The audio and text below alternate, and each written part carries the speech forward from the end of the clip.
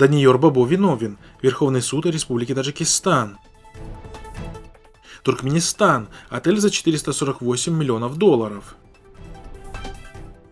Узбекские власти призвали мигрантов не ходить на акции протеста в России.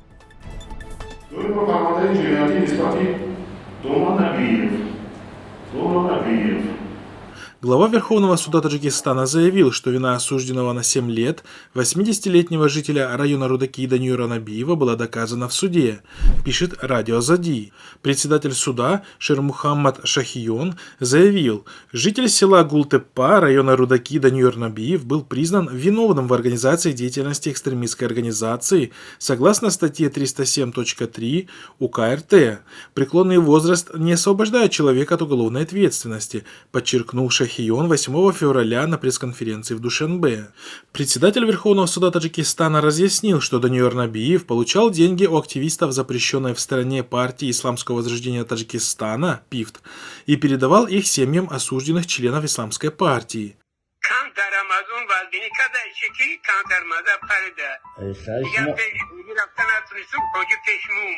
Напомним, 80-летний Даниёр Набиев был задержан 27 августа 2020 года, а 28 декабря суд района Исмаили-Самани города Душанбе приговорил его к 7 годам лишения свободы за оказание материальной поддержки родственникам осужденных. Судебный процесс прошел при закрытых дверях. Признал ли Набиев свою вину, неизвестно.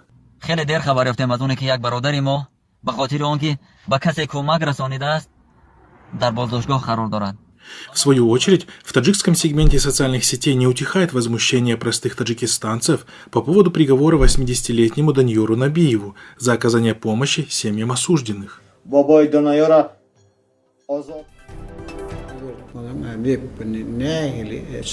Туркменский режим начал строительство трибун для парадов, питомника для алабаев и отеля за 448 миллионов долларов, названного в честь президента Гурбангулы Бердымухамедова.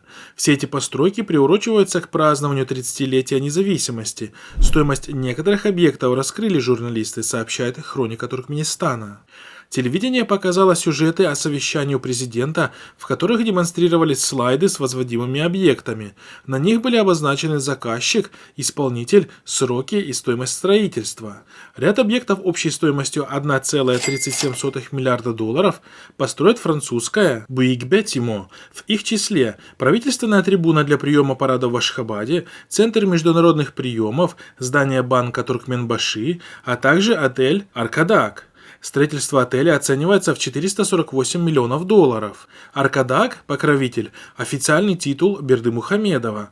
Кроме того, туркменская компания MyRadim построит питомник для алабаев. Его полная стоимость неизвестна. Напомним, что власти Туркменистана анонсировали широкомасштабный проект в честь президента Бердымухамедова, в то время как в стране царит нищета, а население вынуждено выстаивать длинные очереди просто ради приобретения продуктов по специальному талону в специализированных магазинах. Сотни тысяч жителей находятся в трудовой миграции, чтобы прокормить свои семьи.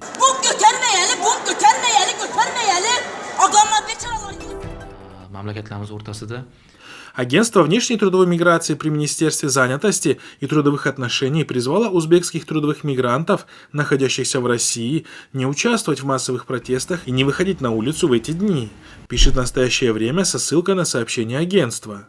В последние дни в различных регионах Российской Федерации прошли массовые демонстрации, официально не разрешенные государством. В связи с этим Агентство по иностранной трудовой миграции просит граждан Узбекистана, находящихся в стране, не участвовать в таких массовых демонстрациях, соблюдать законы Российской Федерации и не выходить в места массового скопления людей. Участие в такой несанкционированной деятельности может повлечь уголовное преследование или депортацию, говорится в послании представителей властей к узбекским мигрантам.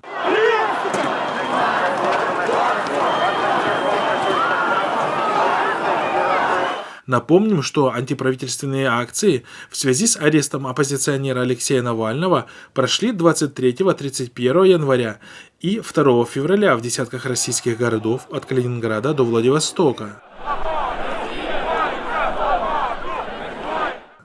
Собеседник Хабархо, известный правозащитник Бахром Хамроев, считает, что власти Узбекистана в первую очередь обеспокоены не безопасностью трудовых мигрантов, а собственной безопасностью. Если трудовые мигранты из Узбекистана будут участвовать в подобных митингах, то они политизируются, наконец-то поймут, что путем массовых собраний можно изменить положение в том числе у себя на родине. А это значит, у народа появится протестный иммунитет, чего крайне не хочется режиму Мирзияева, сказал Хамроев.